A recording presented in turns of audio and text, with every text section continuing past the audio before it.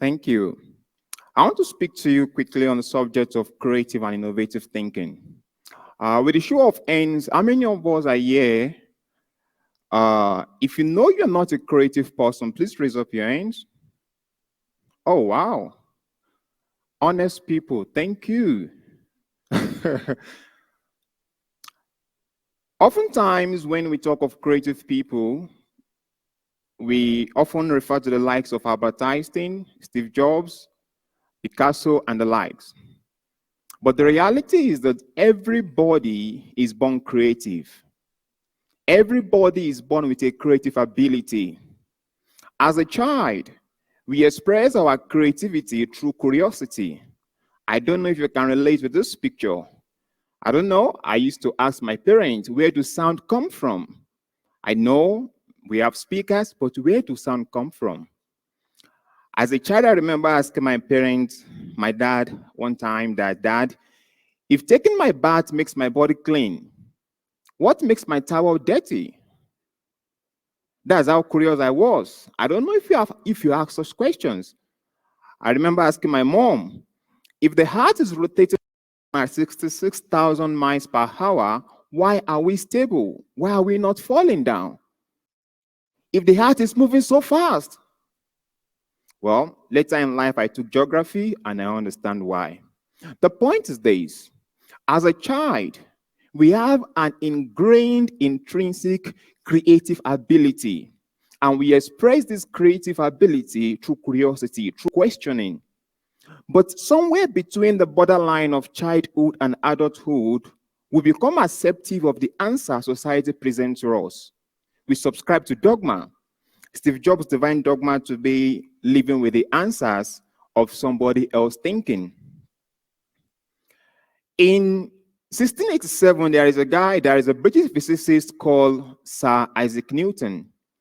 Sir Isaac Newton postulated a theory called the theory of gravitational pull. For 228 years, the whole world has believed this theory to be completely true. This is quite interesting. For 228 years, the whole world has believed this guy theory to be true. Until 1915, when Albert Einstein came up with the law of general relativity, only to prove Isaac Newton wrong. When I read through this research, I asked myself, what results am I living with today that will wholly be proven to be wrong in 5-10 years to come? Our creative abilities start with curiosity, the ability to creatively question existing idea and to look for the imperfection in those ideas and create a solution blueprint around it. Creativity thrives in a place that welcomes curiosity. I want to share with us 2 logical fallacies about creative thinking, because I want to say to everybody here, we all are creative. But what are the 2 logical fallacies of creative thinking? And one of the speakers alluded to this in one of her speech. Number 1, people often believe that to be creative, you have to come up with something new. This is not only fallacious, but it's sometimes impractical. We often forget that everything new is a modification of what already exists. Anything new is just an improvement of what is old. Everything new is just an adjustment of existing ideas. So sometimes in our obsession to look for something new, we ignore existing solutions, and therefore we stunt our creative process. In 2001, Steve Jobs released the iPod.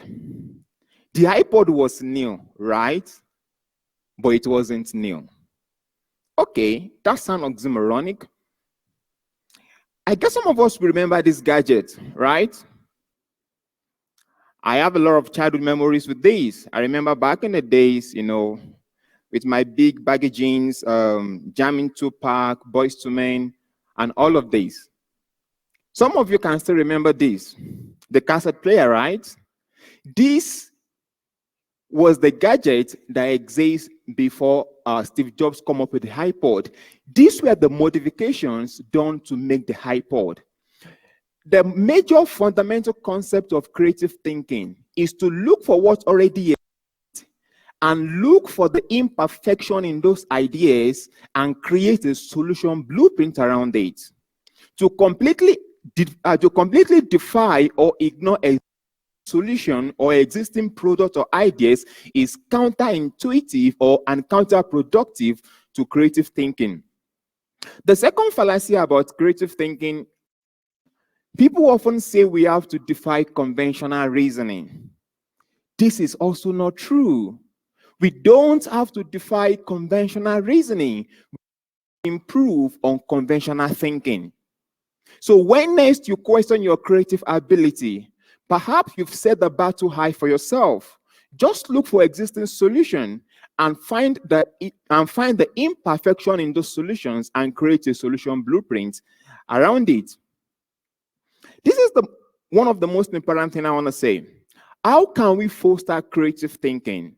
How can we encourage, or how can we build? Because just as we go to the gym to build our body, creative thinking or creative ability also has to be built and nurtured. But how can we nurture, or how can we foster our creative ability? Number one, we need to stay curious. Curiosity is key. Every product or every solution that exists today came as a result of curiosity. Like I was saying before, a child, our creative ability is shown through curiosity. We question things. The question I want to ask us this today is, how curious are you? And curious enough? How often do you ask questions? Do you question things, or do you just accept them as the answers? The ability to critically question existing ideas and look for the imperfection or the intellectual loop in those ideas are the major key to staying creative. You are creative, but you need to do more of questioning. In problem solving, there is a particular model called the root cause analysis. The root cause analysis focuses on a technique called the 5 why principle.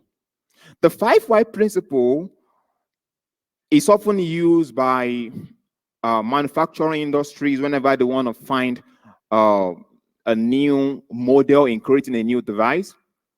The 5 why principle simply means that in trying to solve a problem, ask why 5 times. This method has been proven to be true. Let me give you a case study. Let's take, for example, the problem statement is you ran through a red light. Why do you run through a red light? You are late for work, so you're overspeeding. Why were you overspeeding? You woke up late. Why do you wake up late? The broke. Why does the alarm clock broke? You didn't check it. You didn't check it if it worked. And the last why, you forget to do it last night. Maybe let's make this a little bit more practical. Can I have a and let's look at a problem to apply this principle to? Anybody? All right. Come over. Let's try this. So what I'm going to ask you to do is, you pick a problem that you are convenient enough to share with the audience, something maybe not too personal. Then we see how this we apply and if this is really practical. So just a problem, maybe personal, corporate, or any problem. Someone please give me a problem. Can we say my problem is that I don't know my problem? So why don't you know your problem? Maybe I'm nervous. Why are you nervous? Because people are just looking at me. People will always look. Why are you concerned about them looking? Because I'm standing right in front of them. Is that my 4th why or the 5th why? I lose my count. Okay. All right. Let's give it up for him. Let's give it up for him. Thank you. The whole idea is that the more you drill down with this principle, the more clearer you get, or the more clearer you become in finding a solution to a problem. This has been tested and has been proven to be true. So in creative thinking or in problem solving, these are one of the approach we can all try. The second way to foster creative thinking is We need an environment that is tolerant of risk and failure. The reality is this: society that is risk averse cannot be creative. Creativity cannot flourish in a risk averse environment. To be creative, it requires some certain measure of risk and failure. Let me show you the statistics. These are the list of countries and the amount of money they've spent in this year alone on research and development. And the reality is that some of this research are failures. Some of them are not even known. The point I'm trying to make is this: for us to foster creative thinking, we need to personally invest in reading, in research, and personal development. This is one of the interesting things I also want to mention. To foster creativity, we need to look for the creative gap in existing ideas or in any industry. I'm going to give you two industries that you all can explore the creative gap in those industries. And if you do, this is going to be very helpful. In the entertainment industry today, musicians and artists can now release their music through the blockchain technology. How interesting is that? The days of releasing your music on YouTube where you are paid, I don't know, I'm not a musician, after a million stream, you get $1,000, $2,000. I'm not sure. But the reality is, with blockchain technology, artists can now release their music, and this gives them more autonomy to manage their own intellectual products. Has this been done before? Yes. In 2015, Imogen Heap released a music using the Ujo music platform. That was the first Ethereum blockchain platform that was used to release a music. So the reality is this: the entertainment industry has a creative gap, and the creative gap is the blockchain technology is now usable for artists to earn more and to have more control of their own intellectual products. Now, some of us may be familiar with these NFTs. This is also one of the ways graphic designers or creative artists can make more money, or can leverage on to explore or to expose their work. As a creative designer or as a digital artist, you can now sell your product online as NFTs. NFT simply means non-fungible tokens. For graphic designers in the house or for creative artists, I really want you to explore this opportunity, or maybe just take a look and see if this is something you will love to apply. There are a few websites I came up that I just do some few research on, where you can just and release your work, and people bid online, and you can definitely sell your products. One of the most important things is this, as I close my speech: everybody is born creative.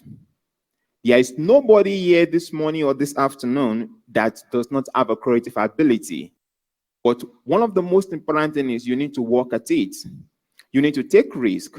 You need to look for the creative gap in your industry. Look for something you love to do and ask yourself, what is the intellectual gap in this industry? What is the intellectual gap in this particular? And how can I create a solution blueprint around it?